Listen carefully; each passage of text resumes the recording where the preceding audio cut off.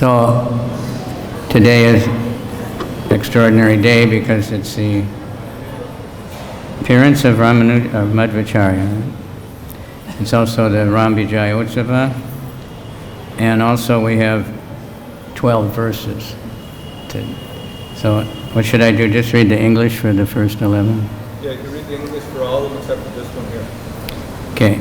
Om Namo Bhagavate Vasudevaya. Om Namo Bhagavate Vasudevaya. Om Namo Bhagavate Vasudevaya. Okay, Canto 9, Chapter 5, Text 8. O Protector of the universe, you are engaged by the Supreme Personality of Godhead as his all-powerful weapon in killing the envious demons, enemies. For the benefit of our entire dynasty, kindly favor this poor Brahmana. This will certainly be a favor for all of us. If our family has given charity to the proper persons, if we have performed ritualistic ceremonies and activities, if we've properly carried out our occupational duties, and if we have been guided by learned brahmanas, I wish in exchange that this brahmana be freed from the burning caused by the Sudarshan chakra. This is interesting because most people will say, I've done so many pious activities, we've given so much charity, we've done so many good things, so give us your blessings, But the great sages, the devotees, are always saying, if we've done anything good, please consider that. Maybe I never did. If the Supreme Personality of Godhead, who is one without a second, who is the reservoir of all transcendental qualities, and who is the life and soul of all living entities, is pleased with us, we wish that this Brahmana, Durvasa Muni, be freed from the pain of being burned. Sukadev Goswami continued, when the king offered prayers to the Sudarshan Chakra and Lord Vishnu, because of his prayers, the Sudarshan Chakra became peaceful and stopped burning the Brahman known as Durvasa Muni. Durvasa Muni, the greatly powerful mystic, was indeed satisfied when freed from the fire of the Sudarshan Chakra. Thus he praised the qualities of Maharaj Ambarish and offered him the highest benedictions. So he's actually a good guy underneath, Durvasa. But he had to he had to be scared a little bit. Durvasa Muni said,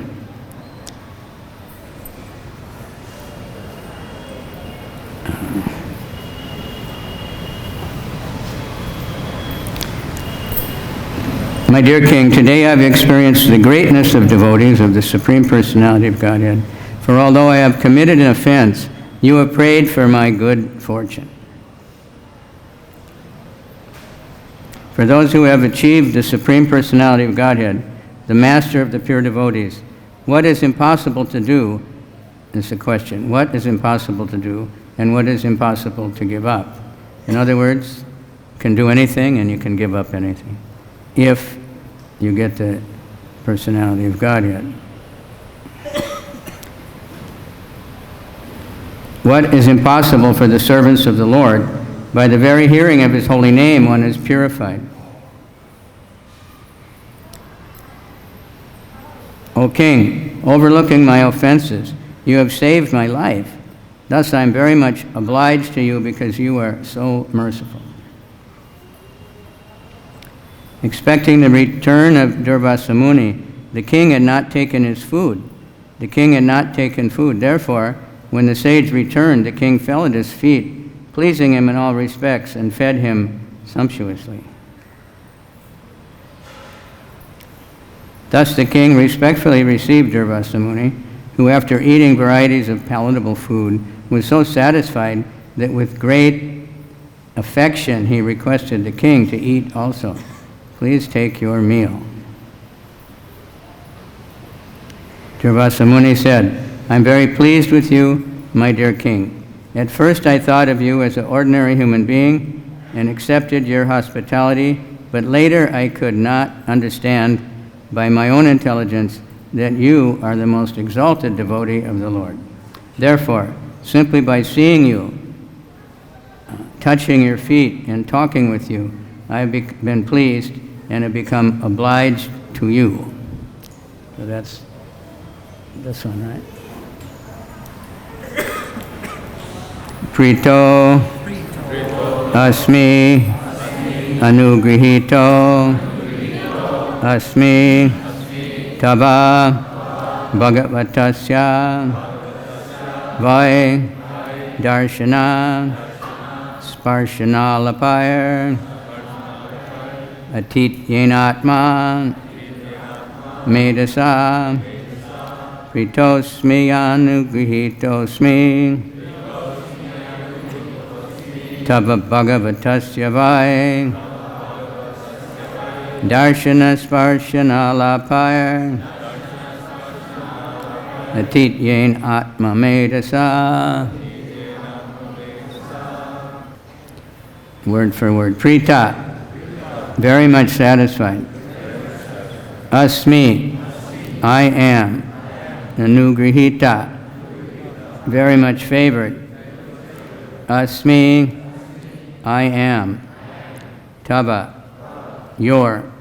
Bhagavatasya, because of your being a pure devotee. Vai, indeed. Darshana, by seeing you.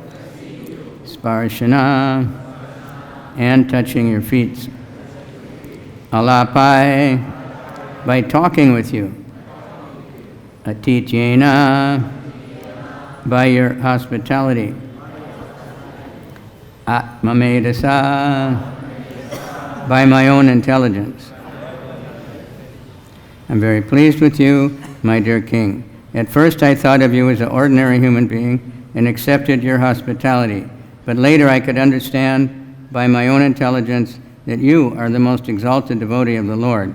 Therefore, simply by seeing you, touching your feet, and talking with you, I've been pleased and have become obliged to you. Purport by His Divine Grace, A.C. Bhaktivedanta Swami Prabhupada. And this is the most important thing. It is said, Vaishnavara kriya mudra vigyeha na bhujaya. Even a very intelligent man cannot understand the activities of a pure Vaishnava. Therefore, because Durvasa Muni was a great mystic yogi, he first mistook Maharaj Ambarish for an ordinary human being and wanted to punish him. Such is the mistaken observation of a Vaishnava. When Durvasa Muni was persecuted by the Sudarshan Chakra, however, his intelligence developed. Therefore, the word Atma Medasa is used to indicate that by his personal experience, he would understand how great a Vaishnava the king was. When Durvasa Muni was chased by the Sudarshan Chakra, he wanted to take shelter of Lord Brahma and Lord Shiva. And he was even able to go to the spiritual world, meet the personality of Godhead, and talk with him face to face. Yet he was unable to be rescued from the attack of the Sudarshan Chakra. Thus, he could understand the influence of a Vaishnava by personal experience. Durvasa Muni was certainly a great yogi and a very learned Brahmana. Yet despite his being a real yogi, he was unable to understand the influence of a Vaishnava. Therefore it is said, Vaishnavara kriya mudra, vigyeha na bhujaya. Even the most learned person cannot understand the value of a Vaishnava. Therefore, there is always a possibility for so-called Gyanis and Yogis to be mistaken when studying the character of a Vaishnava. A Vaishnava can be understood by how much he is favored by the Supreme Personality of Godhead in terms of his inconceivable activities. Om Gyana Timirandasya Gyananjana Shalakaya Chaksuramilitanyena Tasmai Shri Gurave Namaha Shri Chaitanya Manobhistam Stapitam Yena Bhutale Swayam Rupa Kadamayam Dadate Swapadantikam Vandeham Shri Guru Shri Yuta Padakamalam Shri Gurun Vaishnavamscha Shri Rupam Sadrajatam Sahagana Raghunathan Vitam Tam Sajivam Sadvaitam Sabadutam Padijana Sahita Krishna Chaitanya Devam Shri Shri Radha Krishna Padan Sahagana Lalita Shri Vishakan Vitamscha Nama Om Vishnu Padaya Krishna Pristaya Bhutale Shrimati Bhakti Vedanta Swamini Iti Namane Namaste Saraswati Deve Gauravani Pracharane Nirvisesha Shunyavadi Paschatya Desa Tarane Vanchakalpa Tarubhyascha Kripa Sindhubhya Evacha Patitanam Pavanebhyo Vaishnavebhyo Namo Namaha Namo Mahabharanyaya Krishna Prema Pradayate Krishnaya Krishna Chaitanya Namani Gora Tvishe Namaha. Hey Krishna Karuna Sindhu Dina Bandhu Jagatpate Gopesha Gopita Kanta Radha Kanta Namostute Jayatam Surato Pangor Mama Mandar Matergati Mat Sarvasya Padambojo Shri Shri Radha Madana Mohano Divyad Kalpa Drumada Shriman Ratnagara Singhasanastho Shri Shri Radha Shila Govinda Devo Prestailibi Sevyamano Smarami Shriman Rasa Rasarambi Vankshi Bata Tatastitaha Karshan Venu Sanaya Gopi Gopinatha Shiestunaha Tapta Kanchana Gaurange Radhe Vrindavanishari Vishabhanu Sute Devi Pranamami Hari Priye. So please everybody pray. I know you want to hear something worthwhile, so pray that Krishna will use me. Because you're always thinking I know something. But only when we surrender to Krishna and He works through us, then we become useful. So today is Madhvacharya's appearance day. Is that right? Or just one of them? Appearance.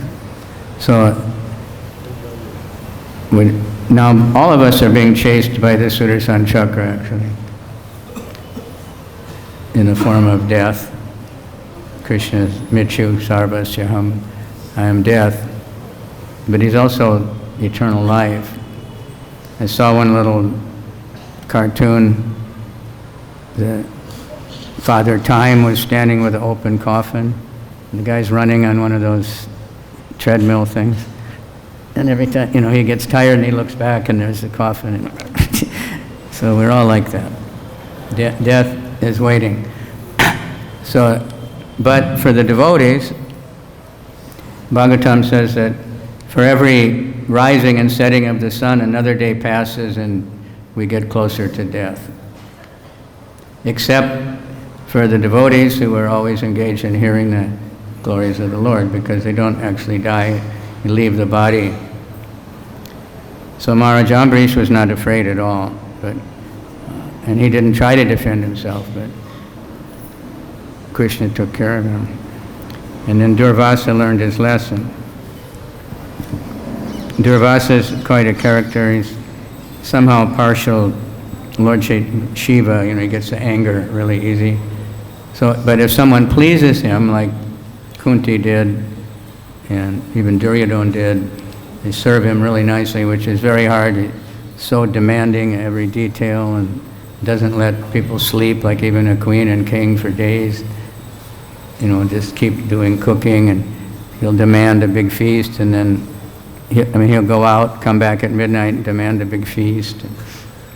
But if they serve him nicely, then they get so much benedictions. Kunti got that, that pot, so she could cook. We won't say the name of it, because that name has become used differently, but as long as she didn't eat, they could feed any number of people. Very convenient, right? You don't have to cut up so much. You just cook in that pot, and then it just keeps coming. Yeah, you don't have to get all the big pots. So it'd be nice. But we haven't pleased Durvasa Muni, I guess. So he's such a character, and if someone displeases him, then he curses. You know, like he thought Ambarish displeased him, so he tried to kill him, but immediately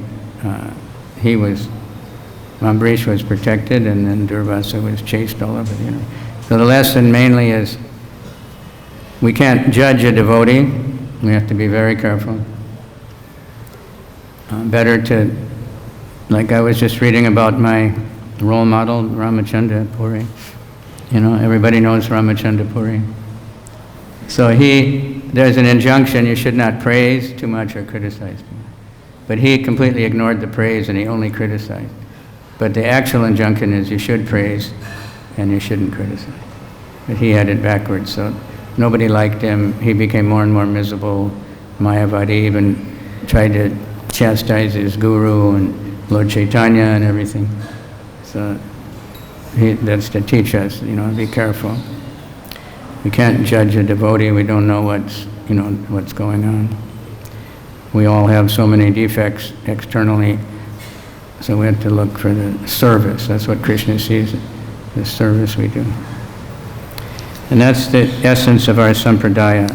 Today is Madhvacharya, so we're called the Brahma Madhva Gaudiya Sampradaya. Lord Chaitanya chose to be in the sampradaya of Madhvacharya out of the 4 sampradayas. So Lord Chaitanya, he studied and he took 2 things from each one of these sampradayas. So who knows what he took from Madhva?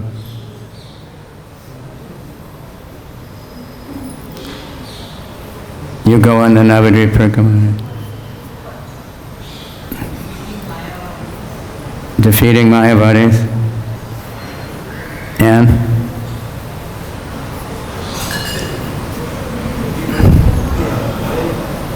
you know? You can tell us. The deity is eternal. Thank you. It's Krishna. It's not a statue like the Mayavadis think, you know, it's like a radio or something. You just turn it on and you ask for benedictions from something, whatever it is, unknown, then you turn it off and then it's not there anymore. Krishna's not there. But the Vaishnava, the deity is Krishna and he's always there, whether the curtain's closed or not. That's how that kirtaners at night, they know that. So they chant for Krishna. They can't see him, but maybe they see him in a different way. But they know he's there and he's hearing. So they get enlivened. So he was very, very powerful physically and preaching. The physical things are easy to describe. He was born, his name was Vasudeva. And his parents were very great brahmanas. And from beginning he was extremely powerful because he's Bhima, Hanuman, Bhima, Madhvacharya. And he would never be satisfied. The mother had to feed him constantly. As soon as she put him down, he'd scream. So one day the mother had to go somewhere and left him with his sister. So he was crying, and the sister was trying to feed him, and finally she opened up a bag of horse food, big, like 50-kilo bag or something, and he ate the whole thing. And the mother came home, she thought, oh my God, my son's going to die, but he just, no problem. One time he ate something like 1,000 bananas, some kind of special banana that's especially big. He did things like that, or 1,000 coconuts he drank. And when he was very young, his father got in debt, pretty big debt. So what do you call the guy that wants the money? Debt collector? The debt collector, the loaner, the bank, the bank. So he came demanding his money, and they didn't have anything. So he was like 3 years old. He went out in the backyard, there's a tamarind tree. And he picked up seeds and put in a bag and said, here, you can take this, you know. And they watched him do it. So the guy thought, well, this is cute, but it's not going to pay my bills, you know. But he opened the bag, it's full of gold, much, much more than he needed.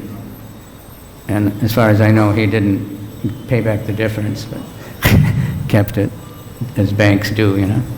So that he did. One time a big wrestler came, was challenging everybody, and he was older then. So he challenged this wrestler, I'll put my toe on the ground, and if you can pick it up, then you win, you know.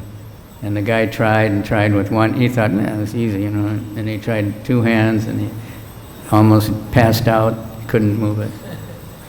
So many, many things like that. Physically, when he was traveling, when he went to Badarik Ashram, his main follower was trying to follow him. He said, you can't come, you know. It's really steep up the mountains, all snow and everything. And the guy was trying, but he said he was just jumping like Hanuman, you know, all the way to where Vyasadeva is, which we can't go there. It's very high. But it's not cold and ice there. It's nice. Because Vyasadeva is there. And then he studied under Vyasadeva, made his commentary on Bhagavad-Gita. First he was telling Vyasadeva, and then Vyasadeva helped him. When he came back, his associate wrote it all down, and he traveled in his books. He wrote many books like that. He went again to Vyasadeva, made more commentaries, and came back preaching. He wasn't satisfied with any of the teachers he could find at that time, because the Mayavadi was still very prominent. Ramanuja had done something, but it wasn't finished. They're still very powerful. So he wrote one book, 108 Refutations of Mayavadi Philosophy. Anybody seen that? Huh? So he actually said, they say like this, and he said exactly what the Mayavadi said. Then he just took it apart, how it has no substance. 108 different stupid things Mayavadis say. Jayapataka Maharaj made a book, 108 Refutations of Ritvik, same format, If you're anyway bewildered by Ritvik, you can find that one. But, so when he was traveling, different things happened. He was crossing a river with his associates, and the king was digging a lake, which was for public welfare. And so they arrested him and his friends and said, you have to dig to help us. And he said, well, we're just, Brahmins were weak. And he preached to the king. He said, you should dig. You're a big, strong Kshatriya. So the king actually dug, and he went on his way. A couple of things like that. One time he was attacked by a gang of dacoits, killed all of them with his bare hands. One time a tiger attacked his disciple, and he just killed the tiger with his bare hands. He was not an ordinary person. He was Bhima. And I heard that he took his followers one time to Kurukshetra and told them to dig, and they found Bhima's club. And that proved that this was a place, but no one ever found it again. But these things can happen. So, not an ordinary person. And his teachings are very interesting, because we see that like this, right? You've seen that picture? And he's very big, very beautiful, there's many pictures on the internet. So why is he like this? Victory? A cigarette? What is it? Huh? Huh? Yeah, things are different. He preached the philosophy of difference. First difference is between matter and spirit. They're different. The Mayavadis say everything is the same. Another difference is between the Paramatma and the Atma, or the Jiva and the Supreme God. They're different. They also say it's all one. There's no difference somehow or other, because the one whole, like an explosion, and there's pieces everywhere, and that's the souls, and there's no Supreme Soul anymore.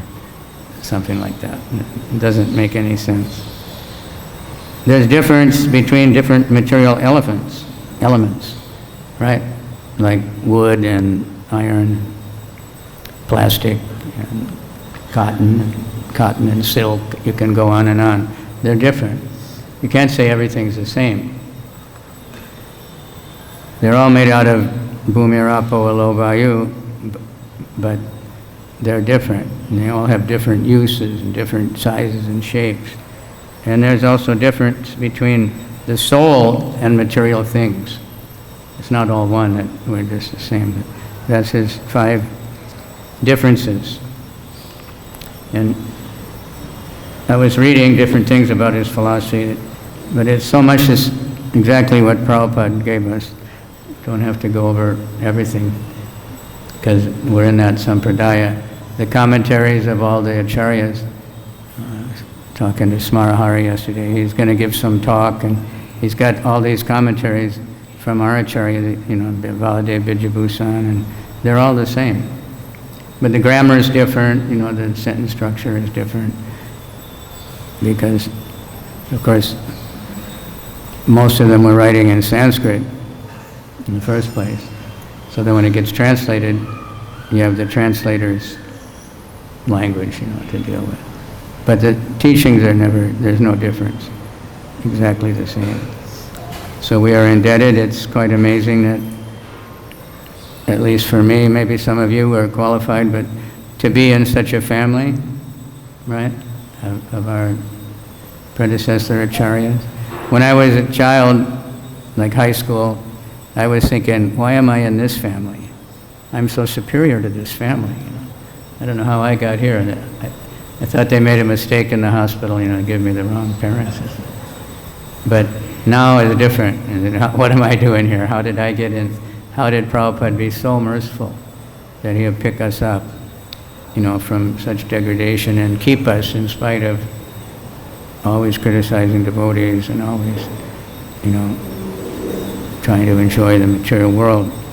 But if we do even a little bit of service, Krishna becomes very obliged. So, anybody else know anything about Madhvacharyas? There's many, many things. There's books, of all his different activities. But basic, and in any kind of debate, he was just like he was physically. There was no question of anybody defeating him. When he was in school, in the Gurukul, they sit all day and chant slokas. But he didn't. He would play. Be climbing trees and just goofing around. And the teacher got mad. He said, why should I study? I know it already. Which is, teachers don't like that. I remember saying that to my teachers in high school. They didn't like that. I said, I read the book already. Give me a quiz. He really didn't like me at all. But, so he said, why should I study? I know it already. So the teacher said, all right, recite the verses. So he recited perfectly all the slokas for that day. And the teacher was shocked. Then he recited all the slokas for the next day.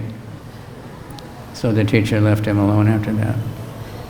But he couldn't find a satisfactory teacher. He studied under many, got initiated, Purna Pragya.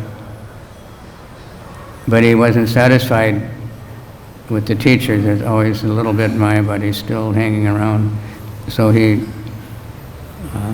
went to meet Vyasadeva.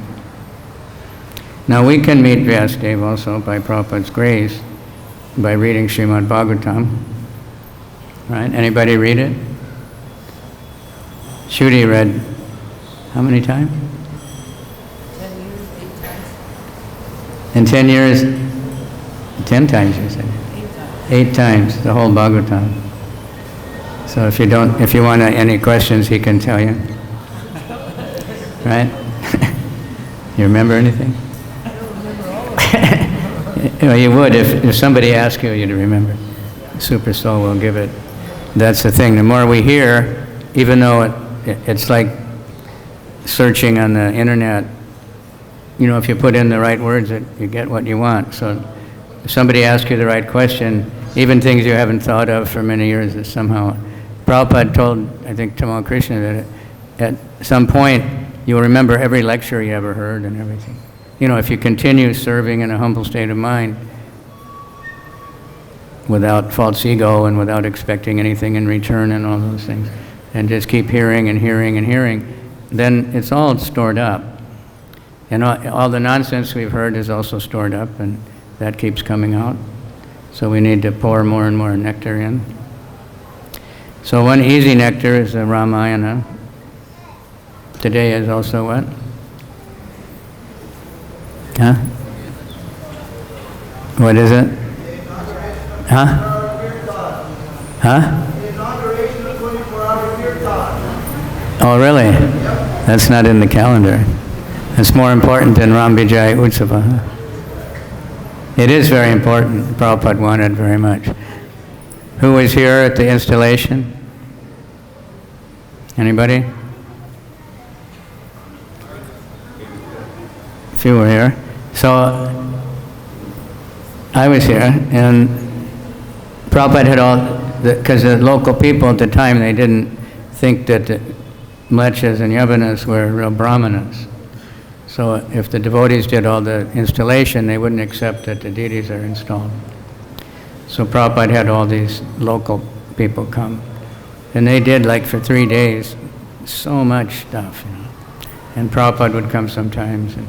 But Prabhupada, he organized all the different temples, or different zones, I don't know exactly how he divided up, to do kirtan, 24-hour kirtan, during the whole ceremony. And he said, that's the real installation, is the kirtan. The kirtan of Lord Chaitanya's devotees is the real way to call Krishna and bring Krishna into our presence. So that was, I guess, the first. A few other times devotees did one night when Prabhupada was sick. But then Indra Prabhu, everybody knows, and the temple was undermanned, and you know, it was very difficult getting visas to people to stay, and they could never keep it going. They tried. Indra that Prabhupada once at 24-hour kirtan. So he packed up his little speakers and whatever he had, and he came and started chanting, and whoever he could get to join him, they joined him. And he built it up now to what it is. Quite an amazing feat. So we all indebted. And he basically saved, you know, our second generation, because the way the movement was so chaotic, but they all loved kirtan. Even though they were not so happy about many other things. They liked prasadam also. So he engaged them in kirtan and trained them up, and now they're all over the world chanting in Vrindavan all day and night. So we owe a lot to these boys that do it, and whoever sits around with him, because a lot of girls sit around us. That we have this facility to just join a kirtan anytime when we're here. Now there's a group in Mayapur also. I think Riski's, but they started in the Mayapur temple room. And they do the bhajan kuti also, you know, young devotees. So it's very important, because we're all supposed to be chanting 24 hours. Kirtaniya Sadahari, Nityam Bhagavata Sevaya. You know. So anyway, Lord Ram, this is the day that the war was over, when he killed Ravana. He could have killed Ravana any time, but he was teaching many, many lessons. First one, like Prabhupada said, he could, you know, why did he go after Sita? He could have created millions of Sitas, right? But he was showing, you know, you have to be loyal to your vows of marriage. But then when he sent her off to the Valmiki Muni's ashram, he was showing, you know, and then when he was looking for her, the Bhagavatam says, you know, he was demonstrating the miseries of being too much attached to the woman. First he was going to destroy the whole universe. He was so angry, and then Lakshman talked him out of it. Then they, you know, they finally found her by, it's such amazing stories, but I think like Parikshit Maharaj, or no, Sukadev Goswami, when he came to the Ramayana, he told Parikshit, you know, everybody knows this already. So the Bhagavatam is just, you know, some basic thing, because the Bhagavatam is some katha and some fighting and this, and then mostly intimate rasa relationships and philosophy. Like the Mahabharat's mostly action. In the Ramayana war or the Mahabharata war, you get every arrow described and what it does, and you know how the blood is going here and the heads are flying, and the rivers of blood and mud, the ground is muddy with blood, and satisfy our desires for violence. But those are, also know that everybody's just getting liberated from their demoniac bodies, or whatever body they have. So finally they got it together, they found out where Sita was, and then they figured out how to build the bridge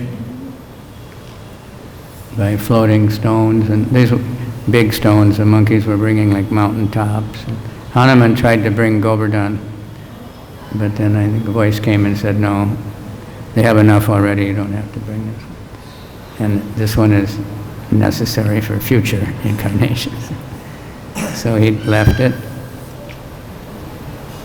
We learned that lesson about the squirrel that was just pushing dust in, and Hanuman was saying, get out of the way, you know, what's the use of this? And he was chastised that he's serving to the best of his capacity, so you don't know, he might be better than you. And then there's some explanation how that dust was useful for something. He was just pushing dust as much as he could, where these big monkeys were bringing huge boulders, and you know. But Krishna sees everybody's service equally. He sees the attitude, sees how much bhakti we have, you know, not how much we do exactly, how much money we collect, or how many disciples we get, or how many books we distribute, or how many temples we build. That's all well and good, but if we're proud of it, then it doesn't impress Krishna. If we learn the whole Bhagavad-Gita backwards, but we're proud, I'm a big scholar, and then someone does great tapasya, like we see some people doing around, they get hard-hearted, they get puffed up. I'm so austere, I fast on Ekadasi, and these devotees are eating. They're going to go to hell for 37 million lifetimes. You know, the Hari Bhakti Vilas says, there's no one like me. Then you don't get any benefit from the tapasya. If one is humble about it, then they get so much benefit. So the battle, Ravana, you know, knew they were coming, so he got worried, called all his ministers and said what to do, and they all said, you give Sita back. We told you in the first place, a long time ago, give her back. You can't fight Ram, it's Vishnu. It's impossible. But he couldn't take it. He was so lusty, and he wanted Sita, and he just couldn't believe that this human being could be powerful. So he just got mad at all his ministers and said, you know, it's not your duty to give me advice. It's just your duty to agree with whatever I say. I'm the king, right? I'm the president. I'm your husband. I'm your father. You know, just shut up and do what I tell you. So they did, because they were loyal in that way. They didn't have power to go against him. So the battle finally started, and he was sending all his big ministers and big generals, and they were all getting killed one after another. His sons, who were very, very powerful, they were getting killed. So finally, on the 6th day, I think it was, don't quote me, but one of those days, he came out himself, and he attacked. He fought with Ram. So he was getting smashed, and he couldn't. He was never in his life had felt the arrows of anybody. Everything was like flower garlands, and he just joked, you know, and he could defeat anybody because he had all this benedictions from Brahma and Shiva and everybody. So he thought, you know, he was very proud. So he was getting weaker and weaker, and Ram knocked off his helmet, which is a big insult. You know, he could have shot him in the head, but he just knocked off the helmet. That's how they do. We read about it a lot, and just humiliate them. And he broke his chariot, killed all the horses, killed the driver, and finally, Ravana was just completely bewildered. He didn't know what to do. And he couldn't fight, couldn't think of anything, couldn't use any weapons. Whatever he took out, Ram would just smash it. So then Ram told him, you look tired. So I'm not going to kill you. It wouldn't be fair to kill you when you're so tired. So you go rest and then come back later, and then I'll kill you. So he went completely bewildered, called Kumbhakarna, who had just gone to sleep, so we all know that story. It wasn't easy to wake him up. Finally they woke him up and he said, it must be serious, what do you want? And he told them, and he said, well, we told you to give Sita back. You give her back, just give it up. And he got again angry. I'm your big brother, I'm the king, you can't do this. So then Kumbhakarna went out and fought and killed so many monkeys, but then who killed him? Lakshman? I think Lakshman killed him. So, then Ravana just kept getting more and more bewildered. Kumbhakarna was the most powerful of all of them. But all of his sons were super powerful. Finally he tried with, can't remember the name, Indrajit. He defeated Indra, but he got defeated. Of course, Bibhishan was helping get him guidance to Lakshman and Rama how to do it. So finally he came out again the last day, and by that time, so many had been killed, and they couldn't bring the dead soldiers back to life. When Hanuman came with the herbs for Lakshman, all the monkeys that were dead on the battlefield, they came back to life.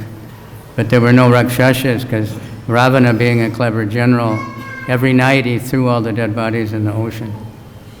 So after that, then the monkeys outnumbered them very big. Others weren't there, they didn't come back. So anyway, Vibhishan told him he has this life force here, and told him where to shoot. So he killed him. And then he told Vibhishan, now you're the king, and you give him a proper state funeral, with it all. Because Ram fought a long time with him, just to let everybody see what a great fighter Ravana was, but also to see that you can't beat Ram. Could have killed him right away. As soon as he saw that Sita was gone, he could have killed him. He could have just sent an arrow and killed him. He didn't have to see him or anything. He's Krishna, he's everywhere. So he knew everything, but he pretended he didn't know. So this is a very good day to celebrate. It's the end of the Dasera, right? What is this, the day they burn the Ravana? Yeah. You going to do that? They're doing it all around, probably. They have a big Ravana and they burn him up to show that, and celebrate that he was killed. There's a nice article on Dandabats by Chaitanya Charan Prabhu. Have you defeated the Ravana in the heart? And the Ravana is like the personification of lust, and just totally controlled by lust. Wants more and more kingdom. He had thousands of wives. He's kidnapping all over the place. Solid gold kingdom, the demigods, everyone's afraid of him. No one would dare approach him. But the monkeys did, they weren't afraid. And he was defeated previously even by Kartavira Arjuna.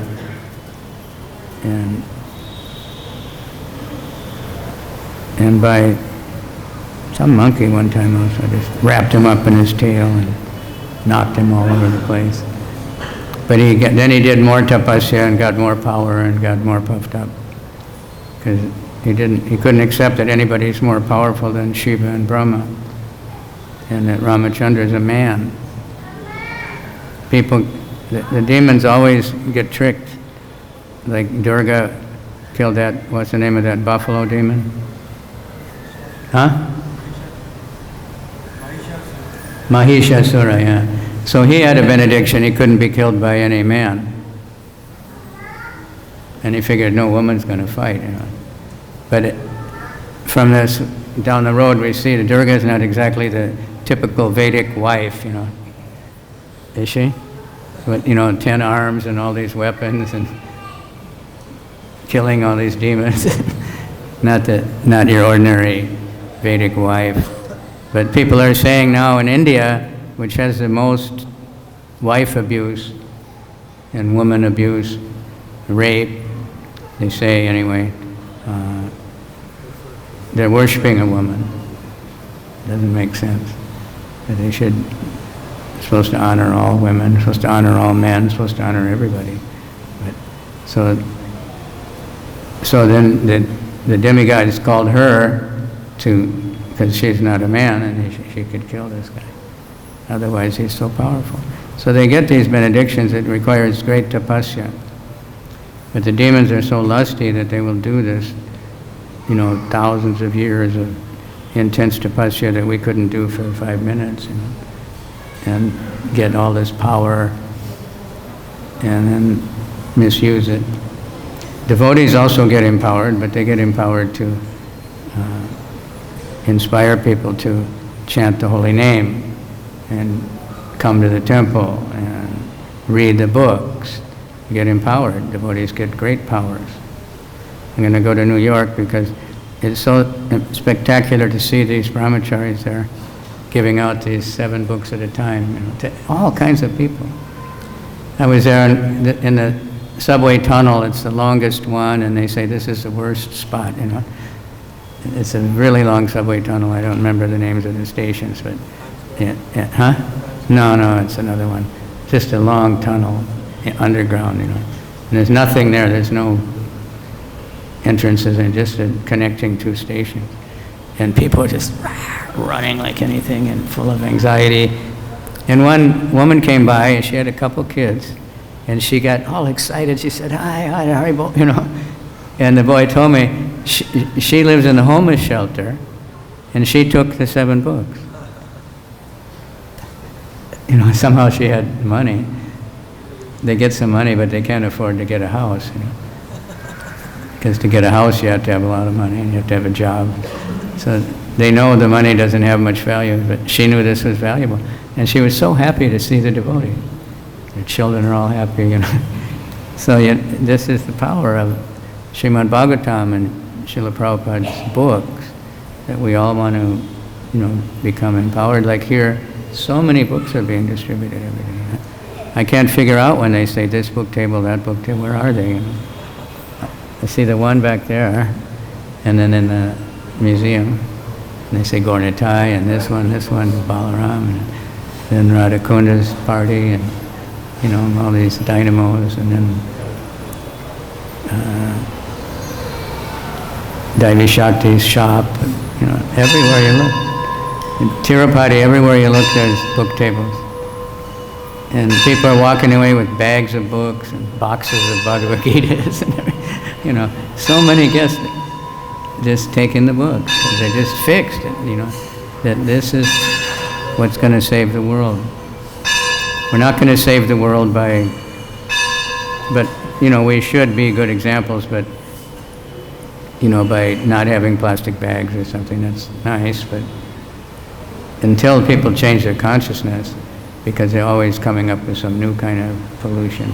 We went to Govardhan yesterday, all along so much plastic in the forest part. So many cups, so many bottles, so many bags, and people have no sense. And the ground is Krishna. This is Vrindavan, everything is Krishna. So when you're throwing garbage on the ground, not very good. I mean, it's bad enough anywhere, but in the holy dham, you're throwing it on Krishna. So be careful. Right? I noticed the sugarcane guys all had paper cups, the ones I saw anyway. But that's a step, not quite as bad. But we can save the world by chanting 24 hours, supporting the 24-hour kirtan if we can't join it. If you have a temple president, send somebody. Because whoever comes, they learn a lot. They get a lot of fired up for kirtan by giving donations to Panchagoda Prabhu, right? So we can keep this temple very beautiful. And the deity department, so many things. We can do anything. Sponsor Food for Life anywhere in the world. Do kirtan even by yourself on the street. Anything is all this Lord Chaitanya's pastimes. And that's how Lord Chaitanya did it, how many of his followers did. They just chanting all by themselves somewhere, but other people would see this ecstasy, and then they would chant. So it's time. I won't go over time like yesterday. I don't have such exciting family stories to tell. Mine are very boring. But any comments or reflections or any more information about anything? Hare Krishna, thank you for the class. Speaking of Ramanujacharya, did you install the deity Udupi? Madhvacharya. Yeah, the deity at Udupi. That's it. I should have let. Anybody want to hear that one? Huh? Anybody want to hear about Udupi Krishna? Not very many. How many want to go for prasadam? Nobody raised it. So, anyway, he used to go down by the sea in Udupi because it's by the beach. And one day there was a boat that got stuck in a sandbar or something. So he helped get it out. I don't know how he did it. Maybe just picked it up. But so the owner of the boat was really happy. He's coming from Dwarka, and he had a lot of things, but he also had a huge chunk of gopi chandan in the front of the ship to balance it, because he put a lot of cargo, so sometimes you have to, like an airplane, they'll say you got to sit in the front, or you got to sit in the back, or to balance it, if it's not full, they leave a lot of empty seats. They don't put everybody in one end. So he said, anything you want, I'll give you. Give you.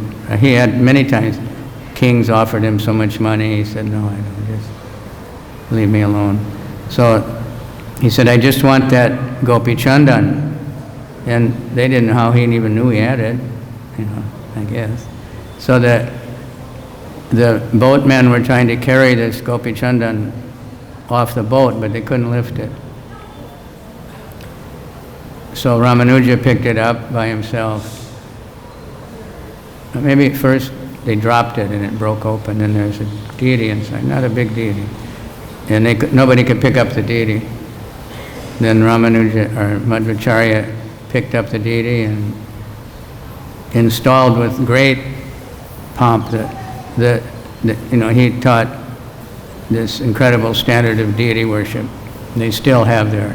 All day long, everything they do, they put a flower, they have a mantra. Whatever they do, they put the garland, they put their mantras for everything. And all day long they're doing something. Very, very, the Madhva Sampradaya, very opulent deity worship like Dorpa Yuga. So that deity had been Rukmini's deity. Yeah, and then it somehow was buried in the Gopi Chandan, because Dwarka just has these fields of Gopi Chandan, and it is the best tilak. So he installed the deity in the temple there, and it's still being worshipped the same way. He established so many mats, and he established acharyas of all these different mats, and so from him there's so many of the Sampradaya acharyas coming from him. Many were just initiated by him.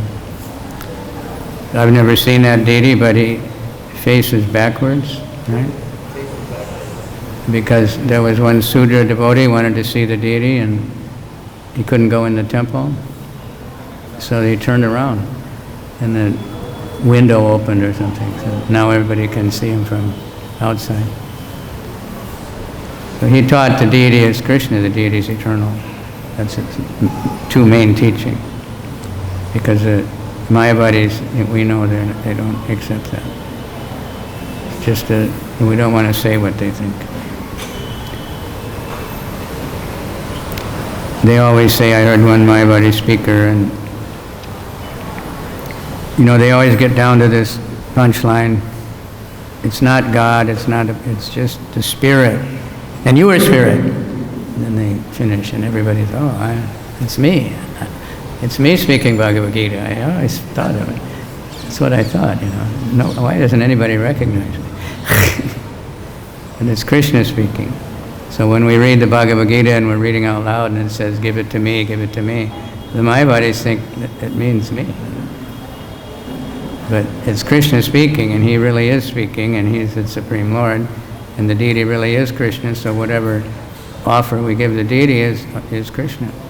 So those who can actually, do puja are very fortunate, but even just seeing the deity, bowing down, chanting, anything is completely auspicious.